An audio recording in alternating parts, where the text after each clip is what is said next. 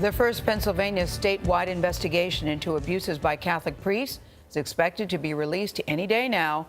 The grand jury report details allegations against more than 300 predator priests in 6 dioceses, covering more than 1.7 million parishioners. Attorney General Josh Shapiro led the 18-month-long investigation. Nikki Batiste spoke with several victims who are speaking out together for the very first time. Nikki, good morning. Good morning. Dozens of priests implicated in the highly anticipated report have gone to court to try to keep their names from being made public. Survivors and their families tell us they've suffered through decades of trauma. They believe the report's release will be an important milestone in their fight for justice. It's a voice for the voiceless. It felt like the first time somebody really listened. This report is me getting my life back, saying, these are the evil bastards that stole my life. Sean Doherty, Julianne Bortz, Jim Van Sickle, Mary McHale, James Faluszczak, and Judy Devon are among the more than 100 people who spoke to the Pennsylvania grand jury.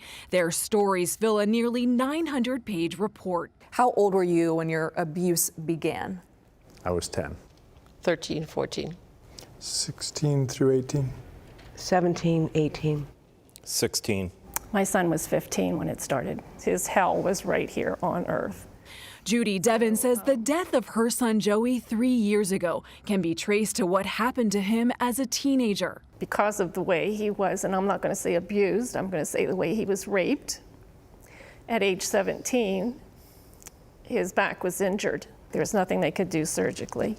And because of the pain medication, his death was caused by an accidental overdose. The word abuse gets thrown around. We're talking rapes. Julianne Bortz and Mary McHale both say they were molested by priests at their Catholic high schools. My abuser, when he took his collar off, he told me that he could do whatever he wanted to do. And you believed him, your child. And I believed him, yeah. The collar is still a trigger for me. They murdered something in me. Something died. Everything I believed died. How many of you believe that right now a child is being abused at the hands of a priest? How does this happen? It appears that there's something in the DNA of the church that encourages this. James Faluszczak says he witnessed the church's secrecy and sex abuse cover-ups firsthand, not only as a victim, but also during his 18 years in the priesthood. You became a priest after being abused by one. Why? I felt called to be a priest, and it was almost as if it was a completely separate issue. As I made my way through ministry, it became very clear to me that this was a systemic issue, almost like a contagion, that this was an epidemic.